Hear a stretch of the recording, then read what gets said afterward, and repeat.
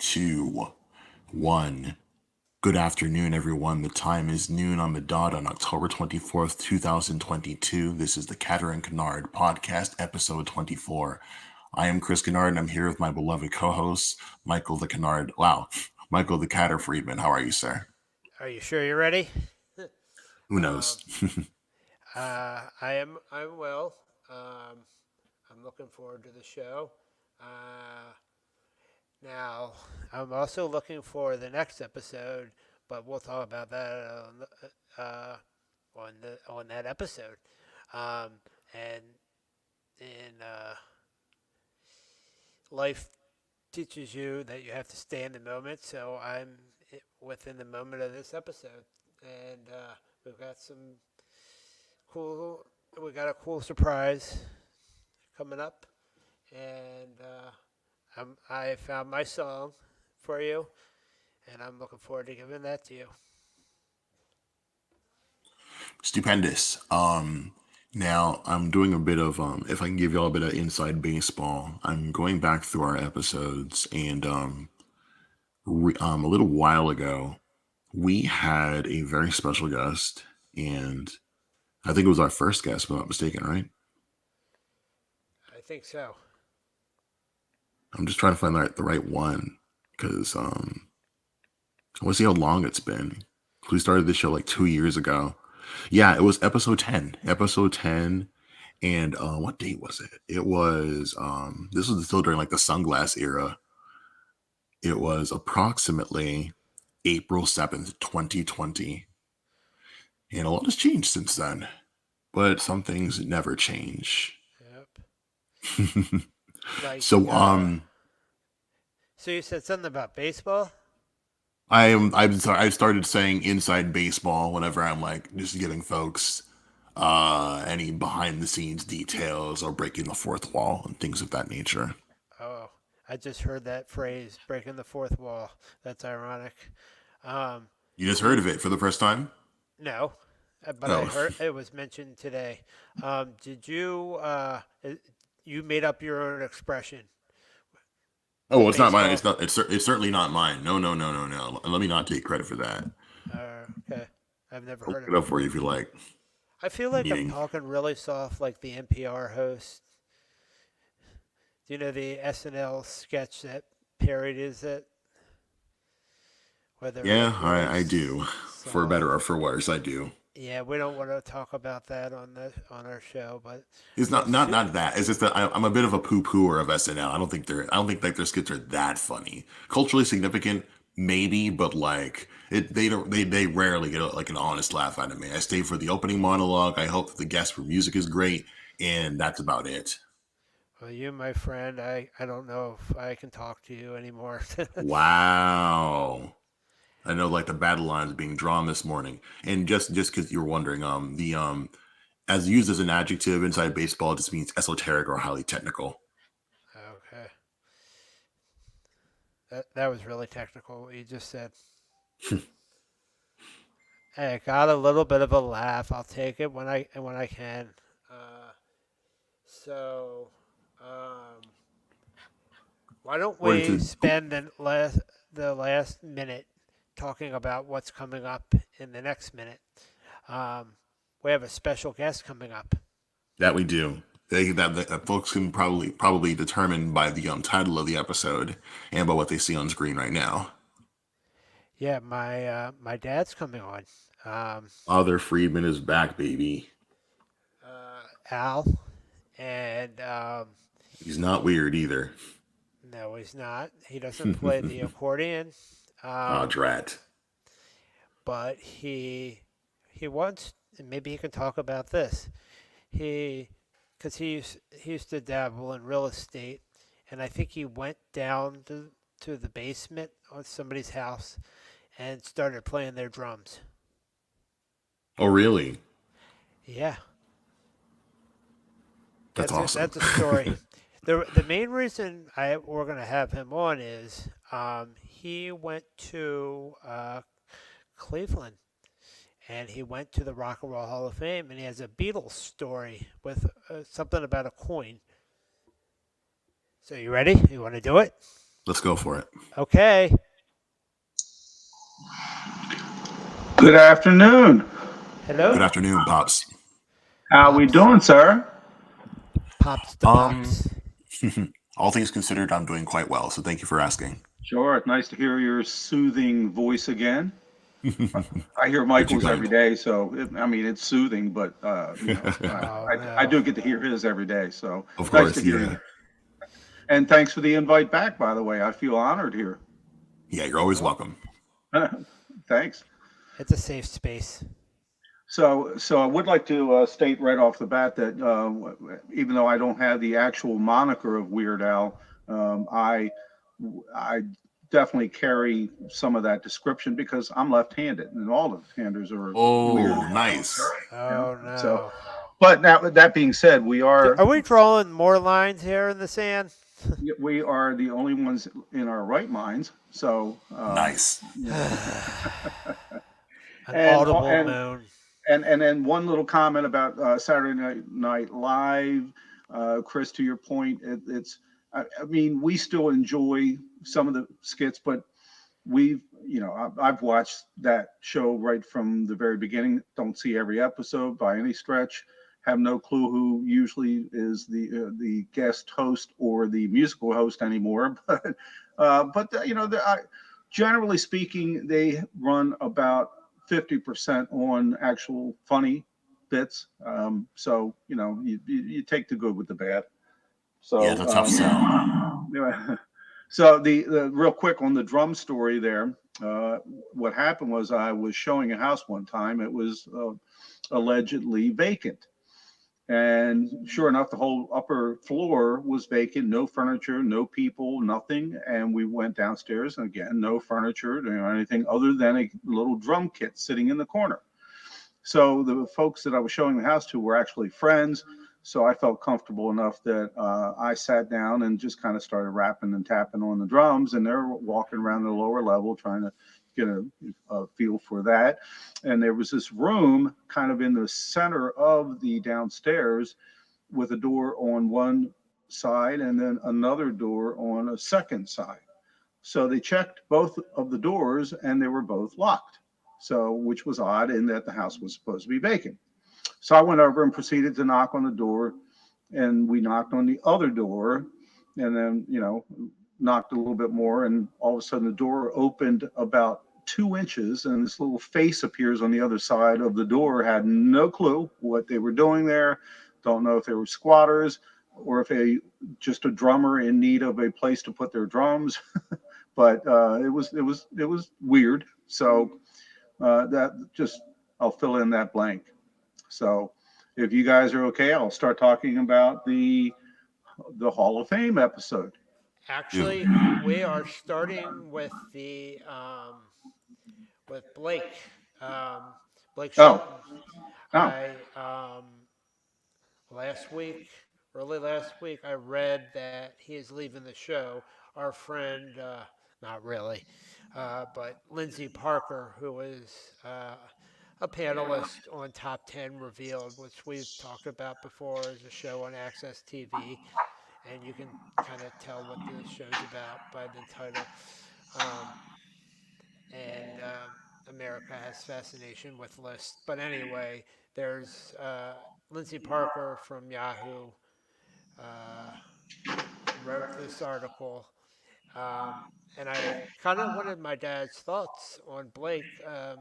He announces he's leaving The Voice after 23 seasons. He was there from the get go. They call him Cowboy.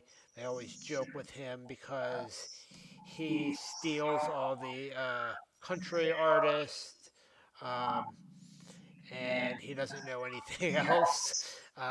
But he has had. I read in the article he has had some R&B winners, um, and so Chance the Rapper. And by the way, Dad, he's an opera singer. No, he's a rapper. And the other person that will be filling in will be Niles Horan, um, who is from One Direction. But I wanted my dad's. My dad's a big, big voice fan, um, and he's been watching from the get go, and he loves the voice. And I wanted his take on Blake. He said I've been wrestling with this for a while, but I wanted my dad's thoughts. So, Dad, what are your thoughts on Blake leaving? I don't have any. No, I'm just kidding. Well, first of all, a disclaimer here, which is that other than cooking shows, this is the only reality show that I watch. I'm not a reality show fan, but I had read before the show started initially, 22 seasons ago, that the concept, I liked the concept that the four coaches would have their back turned to the artist in the initial um, uh, blind auditions, and they would pick strictly on the quality of the voices. I thought that was a novel approach, so I Not what started. that person looks like. Right, exactly, or how they act on stage or any of that. It was purely uh, picking folks for their teams based on the quality of their voice. So I got into it from the beginning, and I've enjoyed watching it. It's fun to see how the singers really improve over the course of the season. So so in the beginning, when I started watching, I was not a Blake fan, but it was a prejudicial view in that I don't like country music, so I didn't want to see him win. So, but but as it went along, I became more and more of a fan in terms of just I like him on the show. I think he brings a comedic presence to the show, and usually there's some pretty good banter between him and some of the other Yeah, they take jabs at each other. judges. Yeah, Yeah, and when Adam was like we there, do on here. yeah, when Adam was there, it was fun to watch the two of them go at each other. Whatever, they're actually really close friends now. So the one thing that kind of bothers me a little bit about the show is that because most of his um, singers are singers, he has the benefit of cornering that market. So when it comes to the point in the show where the public gets to vote, and occasionally some of the other judges will get a country singer, but generally speaking, he has the preponderance of them, and so he gets to corner that corner of the votes. So it's kind of all the rest of the votes are basically distributed between the other three judges because they're mostly going to have pop and R&B and people of that nature. He gets the benefit of, it's kind of like his district is gerrymandered. So but all things being equal, he definitely seems to be a good coach. He seems to be a good guy, good person. He's won 8 different seasons of The Voice with his singers. So anyway, it'll be interesting to see when he goes how they do fill that chair and how well that goes. But they've done a good job of continually bringing in people who step up and do a good job. So we'll And, see. and real quick, I wanted to ask you, you got to see the last Hmm. winners, a girl named Tom. You got to see them in concert. Yes, we did. I saw them just a couple of weeks ago while we were in Cleveland. They happened to be performing near Cleveland, and I had been saying from the time that they won last year that I would really like to see them in person. Chris, are you familiar with them? No, I'm not going to lie. No. Okay, They're I wouldn't. siblings, right? Yeah, it's two brothers and a sister. They are from the Midwest somewhere. Chris, you definitely would want to check them out. They're they have an amazing family harmony that's just off the charts. When all three of them are harmonizing, they fill a space.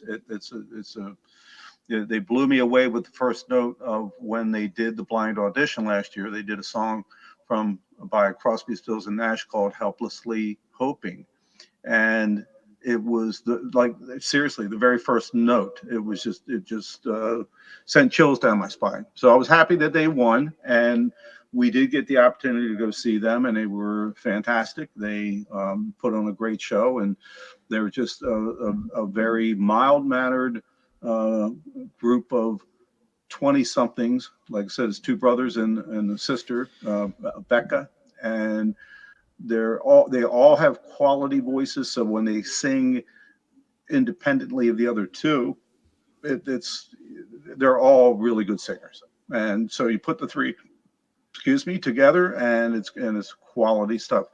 So I would suggest, Chris, that you at some point go to YouTube and look up if they have a video basically of all of their performances from The Voice last year. So you might want to just take a quick look at that. It's probably, probably 15, 20 minutes maybe.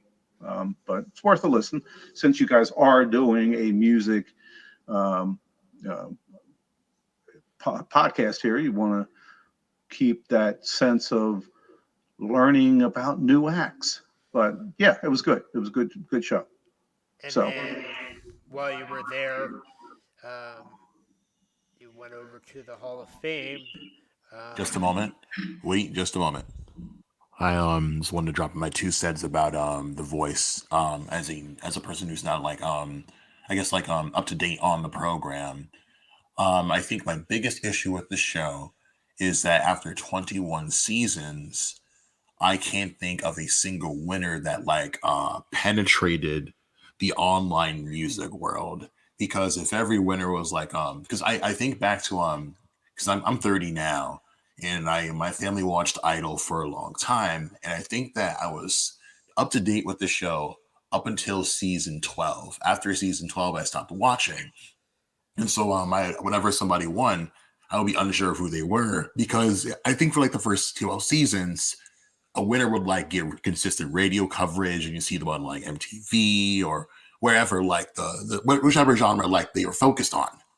And with The Voice, even with like season 1, like I never saw Javier Colon anywhere, and and it's cool knowing that a group won last time, and like I like their name, it sounds cool, and so I'm gonna give that a chance, especially since like I have somebody who's like, oh, I saw them play, I've heard their stuff, it's worthwhile, right? But I feel that shows like this, and I also want to point out that Father Friedman is also like the second parent that I've spoken to that like enjoys watching The Voice, and I think that's very wholesome. And my relationship with like the music industry and music culture is a bit like pessimistic, if you will. And I think about how, for me personally, the only like performer or artist from The Voice that had an impact on my taste or the space I occupied was Melanie Martinez, who was on the show, was on Team CeeLo, didn't win, but just like with the kind of like pop that I follow, like the girlies were eating her up. They're like, yo, like she's the one. And things didn't pan out so well for her in the end, but like I found it cool that like, oh, like here's someone who was on the show who didn't necessarily win, but still made an impact on the things that I enjoyed, or showed up in a way where I could not ignore her work. And so I feel that with Shelton really leaving, I think back like which person did he coach that I had like that I felt a kinship towards, and it was actually Dia Frampton, who again did not win The Voice, but was someone who I knew previously because she's in a band with her sister called Megan Dia.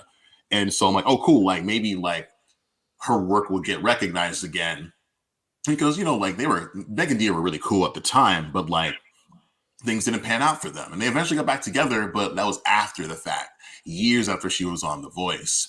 And so, as you can see from like the article that Michael brought up, like the Voice doesn't necessarily need the internet in the same way that I feel like the Voice needs the internet. Because for me, from my naive point of view, it's like if it isn't like consistent radio play, if it isn't just like viral music videos, how is this show keep on coming back? But as we can see from across the board, like people still watch their TVs every night, and they want to watch something. They want to watch programming as a family, and on paper, like the show is very very wholesome, and so even though I'm kind of like I guess bitter about it, it's still doing what needs to be done. I find I'll find like contestants from The Voice on TikTok before I ever hear them on big box store speakers. So it is fascinating to see like this change in the culture after you could say that like The Voice has been kind of stagnant for a long time. So I hope that like uh a pair of new ears will impact the show in a positive way.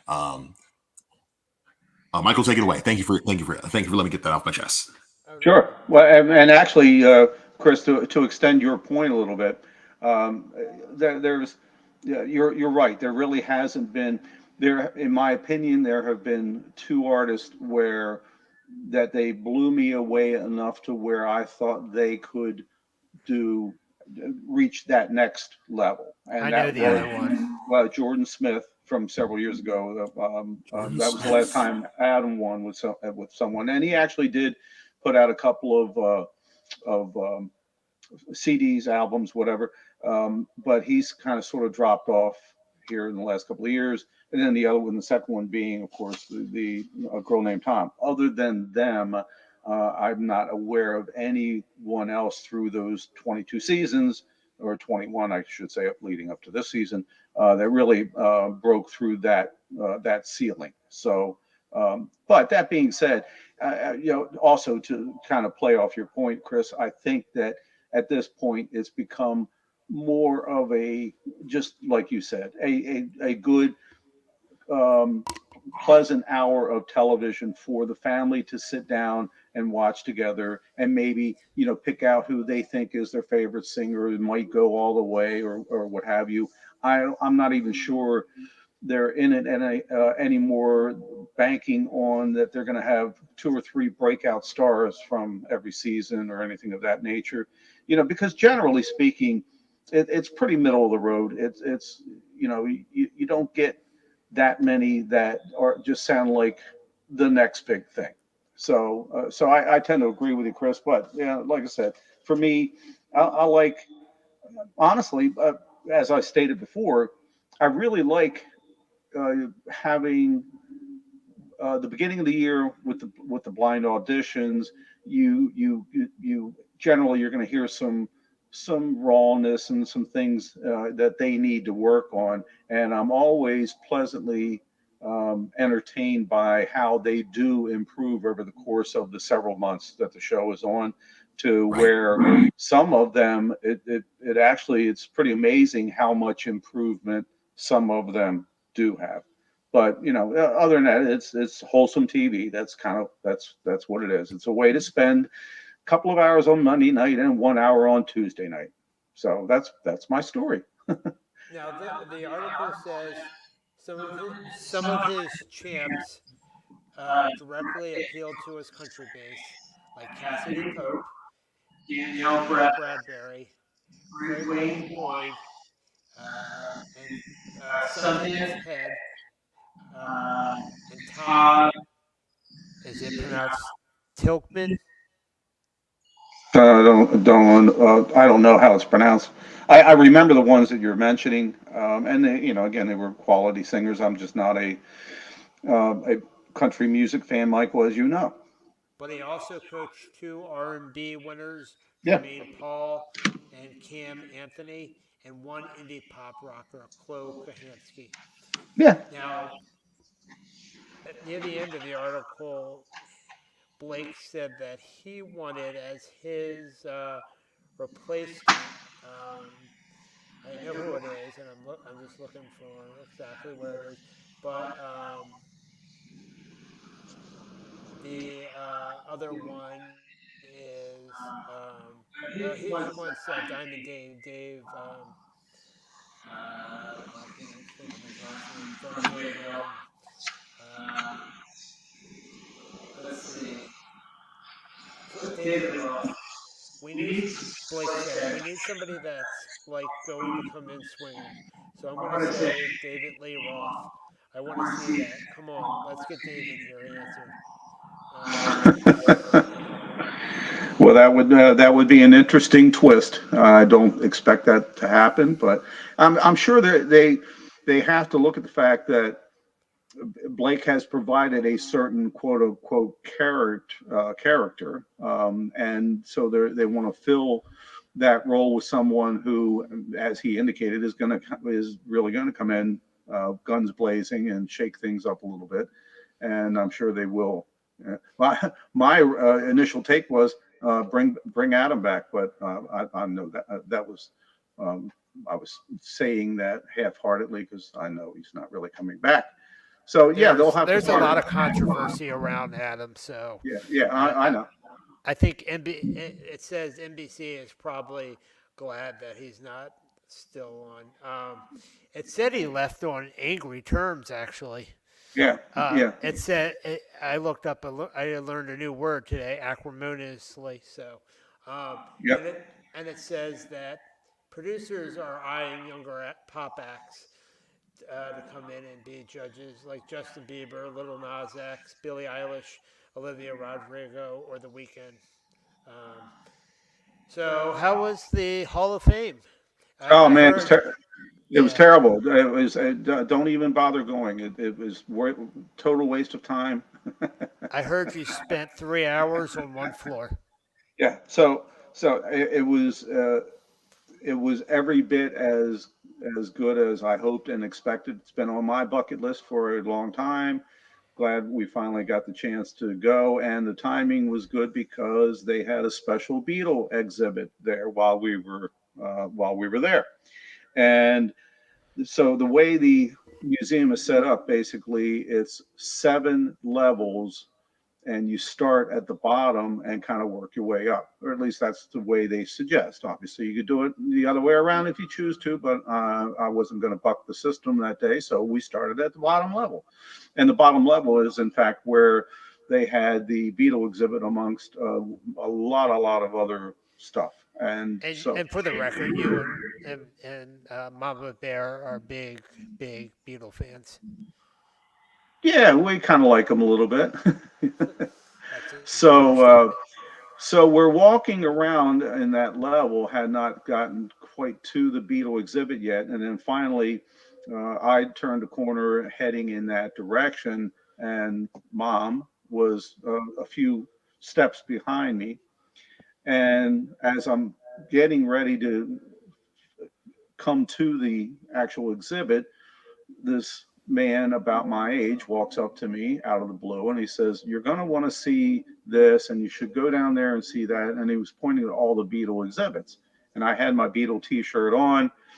And I said, "Well," and I pointed to my t shirt and I said, "Yeah, I'm a big fan. Trust me, we're going to see every single piece of it." And then I looked down and noticed he had a walkie talkie on. So, in fact, he was an employee there. So, kind of caught me off guard with that.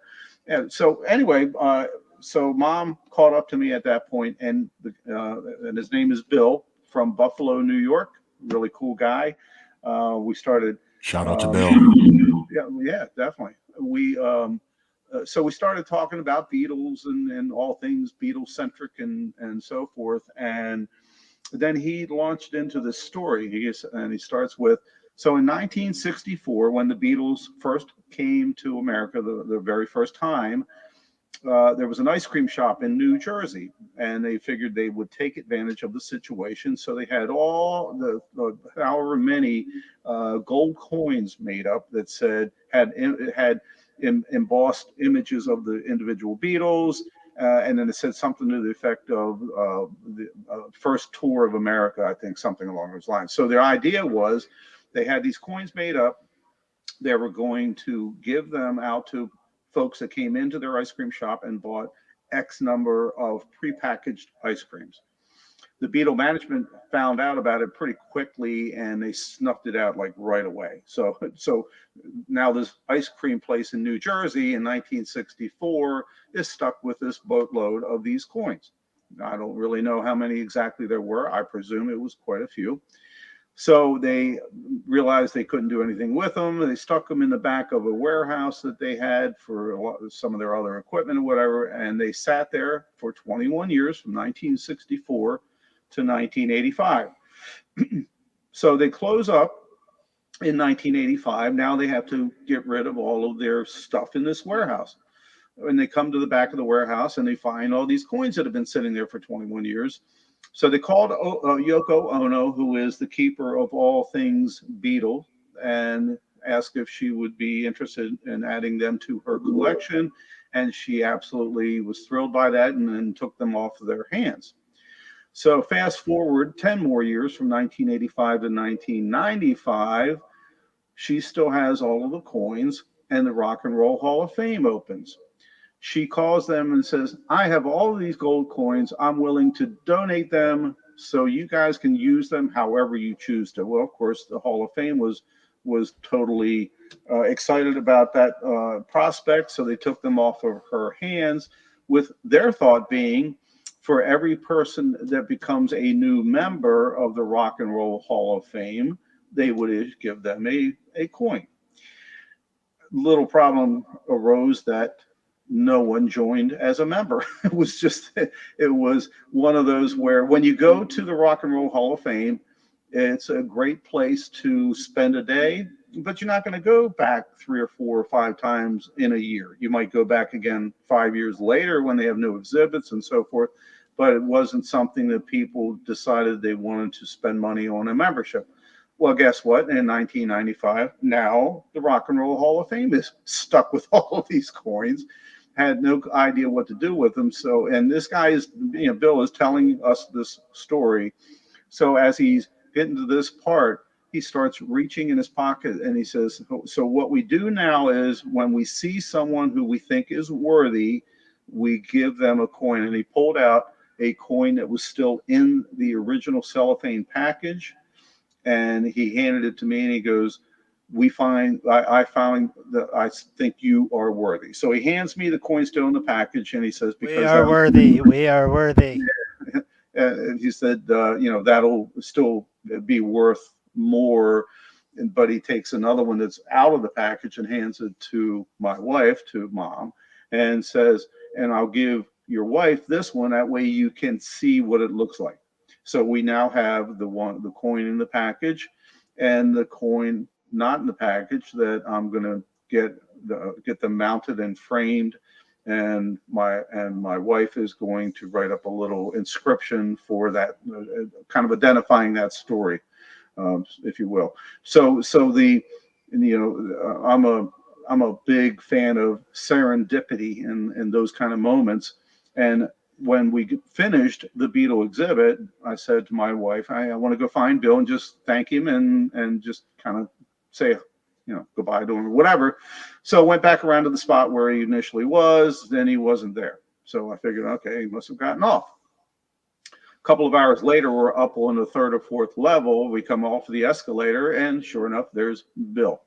And so I walked over to him and I said, hey, nice to see you got a raise, and you're up on a higher level now. And so we talked a little bit more, and it occurred to me that had we not run into each other at that moment in time in front of the Beetle exhibit, likely we were not going to get coins, because he was in a whole different, he mentioned something about they moved them around kind of to break up the day and whatever. So he was in a whole different location. He might have seen the shirt and it might have still, gone that way. But I certainly think by virtue of the fact that we met there at the Beetle exhibit, and the fact that we're the same age and we're big Beetle fans, and we're, talking about different Beatles stories, all of that kind of sort of came together. And so it was a totally unexpected, very cool moment, and something that we will now cherish. And that's You my Beatles story. you should call him Buffalo Bill. Yeah. Maybe What? not. Maybe What's not. that? Maybe Maybe not. not. Yeah. Why not? Is that If you know, controversial? you know. Yeah, if you know, you know. I So don't. I I don't. So, so who are the Beatles on your coins? all 4 of them. What do you mean? Oh, All I 4 of thought them. each coin was a No, no, no, different no, Beatle. no. Every coin has an embossed, bust of each of the 4 Beatles on it.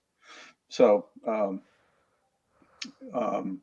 so I had somebody take a picture of the three of us with mom and I holding up our coins. So I printed a copy of that picture out and sent him a thank you card for. That is so sweet. Well, it was. And that's sweet of Yoko. Yeah, I mean the whole, it's just I just thought it was a pretty cool story over a 40 or 50 year period of time, and Yeah, how for it played sure. out. So it took a nice meandering path. So those are my stories, folks, and I appreciate the invite again. I feel very honored that I've been invited to appear on your show twice now, and um, enjoy the rest of the show. Thank you. Thank you very much. Since we started with SNL, we can end with SNL. That's your stories, and you're sticking to them. Absolutely. Okay, I'll see you guys later. Okay. Cheers. Thank you once again. So that was a cool story. Very wholesome. Yeah. That should be the name of this episode. Wholesome. So if I had known that, I probably would have changed it, but it's okay. I'll put it. Maybe I'll leave it in the comments. It's okay. But he did. I don't think he's ever tried American Idol, and I think at one point maybe their ratings with The Voice were better than American Idol. I would think that. I would think that Idol leaving Fox was a poor decision, to be honest with you, because I'm not watching it on ABC, and yeah, like I said, after season 12, the show was basically irrelevant. Like even like when Bo Bice won the show and like he got a song on the radio, at least he got it on the radio. You know what I'm saying? Like I know like you get like an album when you win the show, but like who cares if like people aren't like if people aren't getting their ears to it, it's almost a waste of your time. Yeah, maybe you get a check, but like it won't be consistent income. You know what I mean? And I want to give a quick shout out to our biggest supporter of the Living Abstraction, who pointed out it's like, oh yeah, you can like the people who win Idol like go on to have second lives in their careers.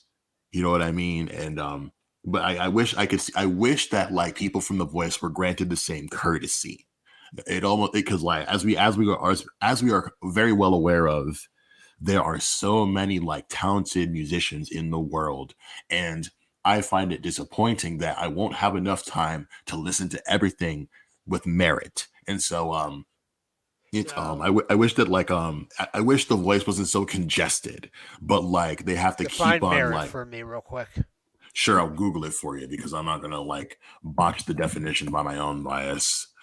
The quality of being particularly good or worthy, and so and there are like and who's to say who is or is without merit who creates music, but I would think that with the investment people put into being on the show or making the show and bringing the show to the public, like they all deserve a fair chance to just like get as much like time as possible aside from the show. Like, here's my album, please enjoy it. But that's just like it's not feasible in today's culture, and I feel that Are you The talking Voice about is getting ignorant. exposure? Well, in the sense that like, so say a girl named Tom wins, which they did, Yes. but who's to say though? Like, who's to say I'm gonna like follow them on Spotify and listen to like their release? I won't. Like, I could just enjoy them on the show and then never listen to them again.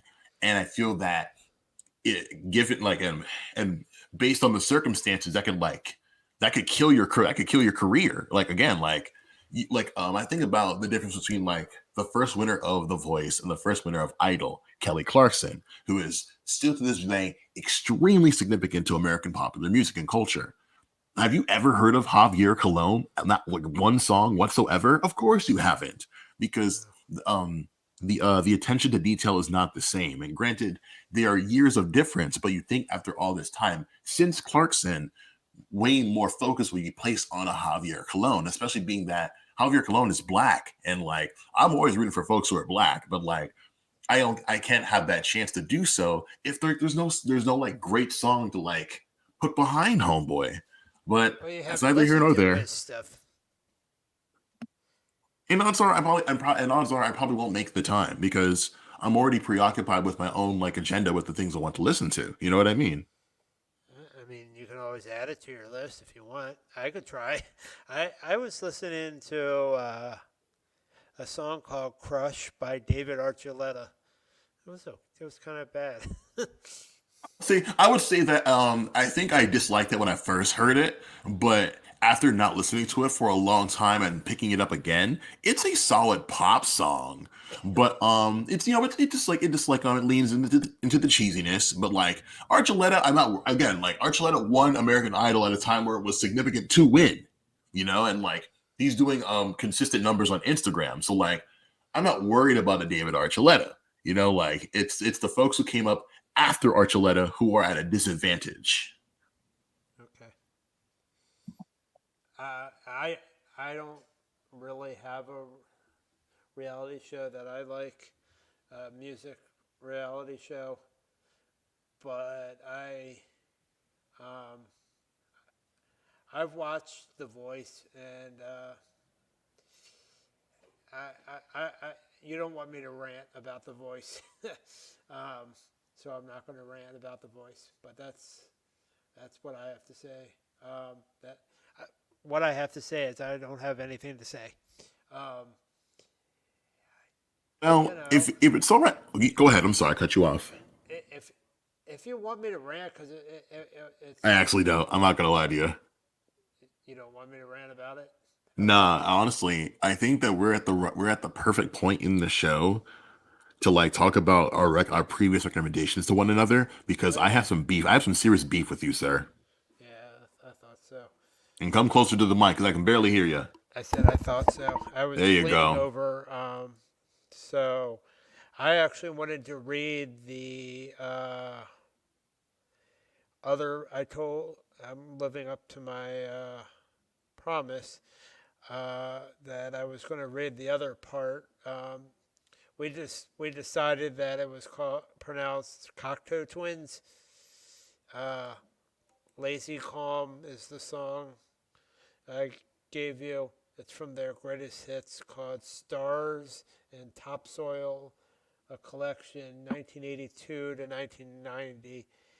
And I talked about how on iTunes that for albums they have.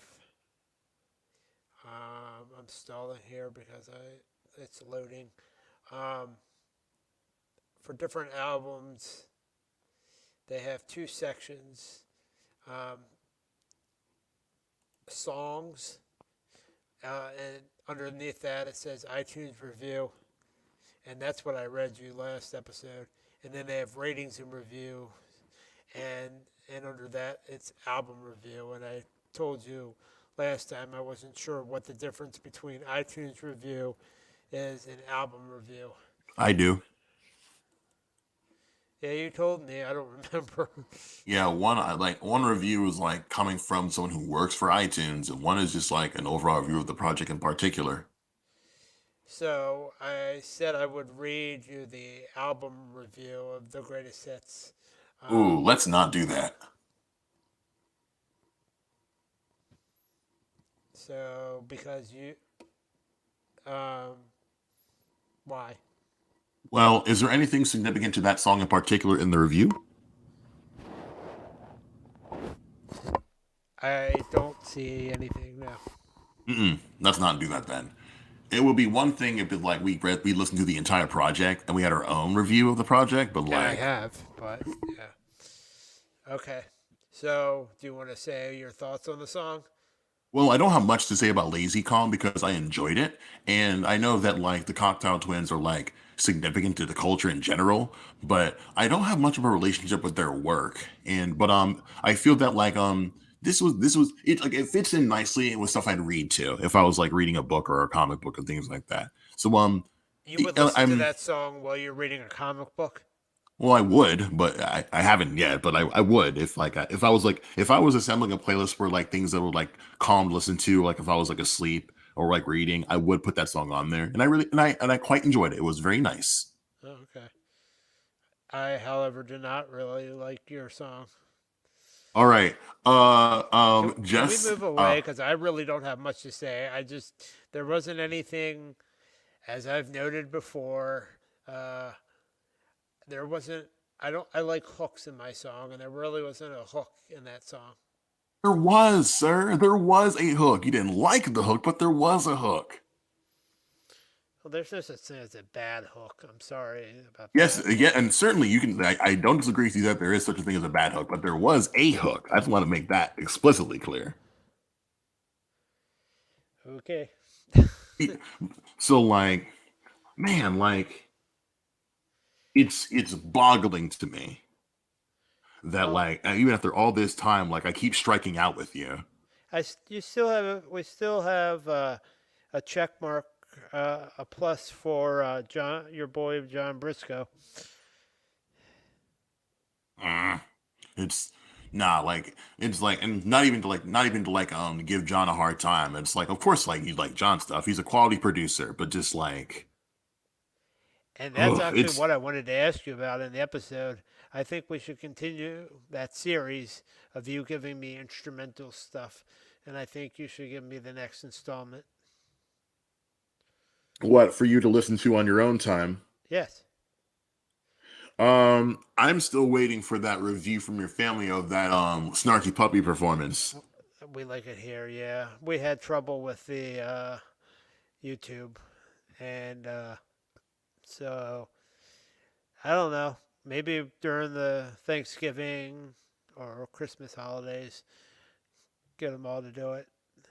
I would love to get their take on that. That's I'm especially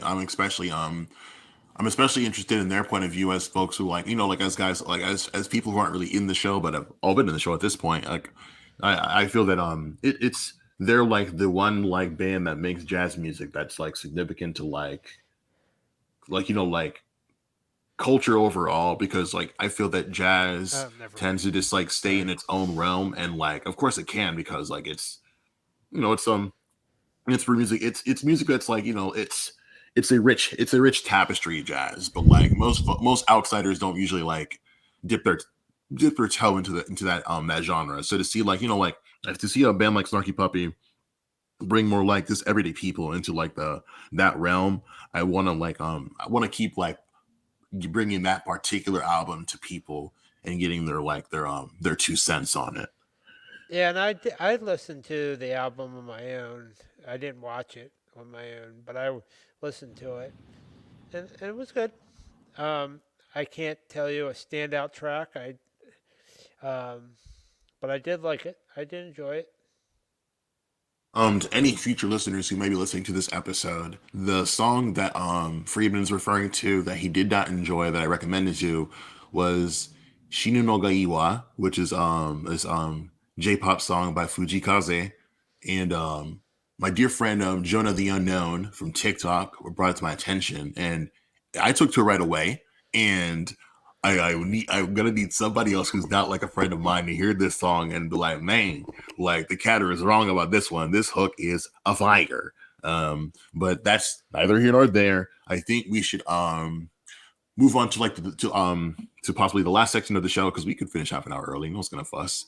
What do you have for me this week, sir? Tell me. I need Oh, to know. I go first. Please do. And I did give you a song in the interim uh, by Record I Tris. enjoy, and for the record, I liked it, but I think I liked the other song from that album way more than I did at the time when you first Acclimate. recommended it. Yeah, that song's really good. I actually put it in a playlist for a coworker a couple of days ago, so I'm looking Awesome. forward to seeing if he likes it as much as I liked it. Okay. Shout out to Tristessa. And so your song, I'm just looking for it. Is actually does start with an M. It is. I mean, I don't really. Here it is. It is. It is by Deftones. Uh, Really yeah.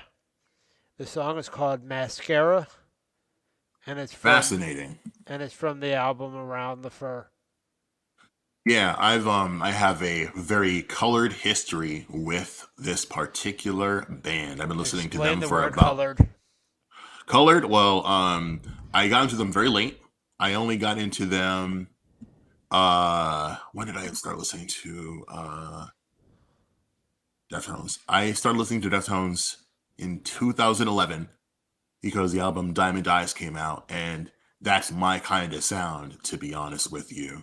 Uh-huh. And so I've been following them since 2011, and I really like Chino Moreno. He's a legend in the rock world. The album Koi no Yokan is good. Their album Gore is very polarizing to the fan base, and most people in our genre love the album White Pony. And what I and if you never listen to Deftones and you're googling around the fur, yes, we know how like jarring the album cover is. The band has stated that they regret like making that the official album art, but from my point of view, if that's how you actually feel, you could just change it, and then all the other streaming services would change it for you as well if you ask them to. But I guess it's like a bad decision, but not enough. I guess they don't feel that bad enough to change it. Because if it were up to me, I definitely would. Because it's just like it's unsettling, and I don't care for that kind of. I don't care for that kind of imagery with my album covers. Yeah. And like one thing I did used to do on iTunes is that I didn't like the album cover, I just change it on iTunes, and no one could say a thing about it. Um. But So yeah, I'm what you didn't really explain to me what the word colored mean in that. well, that I'm it just it doesn't and I it doesn't have any specific meaning. the group doesn't have any I'm dancing specific around the meaning to issue. you. I'm dancing around the issue because I'm having second thoughts about my passion and support for the band, Yeah. but it's something that I can't verify. Do you want me to It's recommend a different song? No, I do not, because I still want to listen to this song because they have a lot of music, and I want to have the it will be my pride will be satisfied knowing, oh, I've heard everything by this band. I know how I feel about every song, because again, they are very significant to rock, very significant to my taste. They have their own festival. Like, I feel that even with all that they've done as a band, they're still very underrated, all things considered. Like, they're going to be in the Rock and Roll Hall of Fame someday, and I do not have any doubt about this whatsoever. That's how significant I feel they are to the culture. Um, but yeah, I'm looking forward to this, and I'm kind of surprised you're recommending it to me. What is your history with the Deftones, sir? I don't have much of a history. I've listened to that album all the way through. I have. Really? Yes, that's why I recommended this song. I'm never going to recommend you a song of an album I've never listened to all the way through. Now, on that point, there are songs that I recommend you from, and I've never heard the album all the way through, but I don't plan on listening to it all the way through. Does that make any sense? Not at all. But I also want to point out that when I look at Around the Fur at the track list, the last song is 37 minutes, and you heard that, John? I sort of remember it being 37 minutes, but I guess I did. It might be one of those where it it's like 10 minutes, it's like 7 minutes long, and then you have to wait all the silence, and then it comes up. It was 37 minutes long. Uh, I didn't know that. It's what happened? No, it's not. Oh, It's it. I don't understand this. iTunes, I do. what? But when I right clicked on the song and I went to show an iTunes store, it brings up an album that you mentioned. It doesn't bring up Around the Fur, but it brings up the one Koi no Yokin. When Yokan, yeah. Koi no. Okay, so I don't know why it does that, but I just a little surprised that it was 37 minutes long. Um, the other part of my history is I have White Pony, um, and like it, I think the copy that I have was reissued. Oh, I see it right now. Hold 1 minute.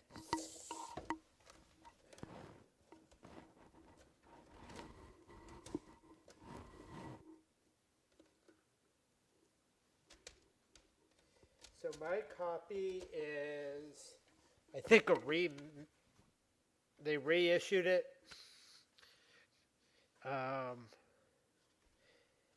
And I think that's the copy that I have. It's not the original version, and I kind of want the original version. Um, like even the album art is different than the original version. Because on iTunes it shows it as blue. Mine's solid white. That's the one. That's the original one? Yes. Thought it said reissued somewhere. Remixed or something. Maybe it's the remastered one. And then they also have on iTunes a 20th anniversary deluxe something or other. So, I want to listen to White Pony all the way through. But where's Around the Fur here? So the last one, MX, including hidden track. So that's why it's so long. It actually has 2 hidden tracks. Bong, B-O-N-G, Bong Hit, and Damone, D-A-M-O-N-E. It's 37:18. Yeah. So MX is the original song, and then it has 2 hidden tracks. Not one, just not one, 2. So yeah, mine is the 3rd track, Mascara.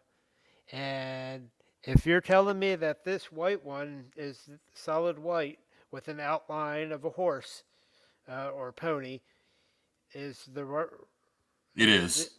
the first one, then I'm not going to get rid of this one. I'm going to listen to it all the way through. So I'll let the listeners know what I think when I listen to it all the way through. But that's my history. And I knew that there was one song, and it might be from that one we were talking about. I think it's like a cheat code. So it's like for like a PlayStation game. Well, no, PlayStation had triangle. I guess for like a computer game. So it's like a bunch of letters and words. That's the title of the song. Yeah, that's on Saturday Night Wrist. Yeah, you're right. So I'm gonna drop you my recommendation, and I think we should stop in an hour if that's okay with you. I thought you wanted to stop in 3 minutes. Oh, well, that's what I mean. If we stop in 3 minutes, we'll finish in an hour. Okay. UUDDIR. Yeah, that's it. So, do you want to tell me the song real quick? Your recommendation is "Vibe with Me" by Gold Necklace. Never heard of it. Well, I hope that you like this one more than the one you heard last time.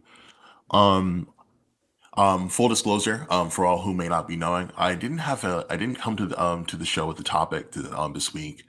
I was trying really hard to think of some ideas, and I almost thought just coming up with 3, so I had to fill up the half an hour slot, but I couldn't think of anything. And sometimes when you don't have any ideas, it's okay to just say, you know what, nah, I don't want to force it. But you'll really love our next episode. I'm looking forward to it. Yeah. Okay. So here's the concept I'm dancing with. I thought you were going to talk about it after. Well, I guess I think I want to bring everybody in on this, so everyone can be a little bit excited about it. And then we're going to close out the show. Basically. So episode 25 of the Catr and Kenard podcast. I've been developing the concept with the living abstraction for a little bit, and but ours is going to be a little different. It'll be the 25th episode. So I'd like to build a 25 song playlist with you here on YouTube. And the concept of the episode and the concept of the playlist is songs we listened to when we were 25. I was 25 5 years ago, and my taste has changed significantly since then.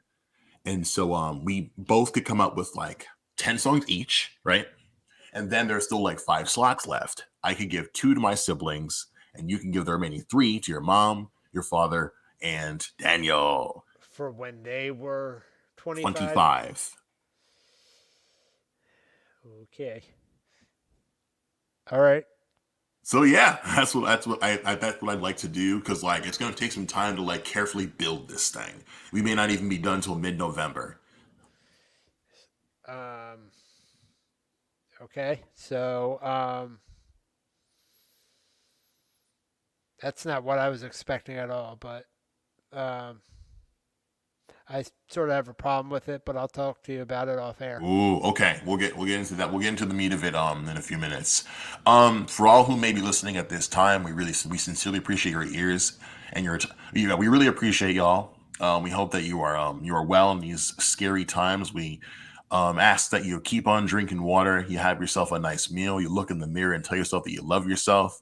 Friedman and I love you too in the most platonic and supportive way possible. We will hopefully see y'all in early November, possibly just mid, because you know how time goes. Like It's whenever we humanity, want to schedule. exactly. Humanity plans and the divine laughs. Um, Happy Diwali if you celebrate Diwali, and Catr, please say goodbye to the people. Goodbye. Love each other, everybody. Well said, sir. Well said.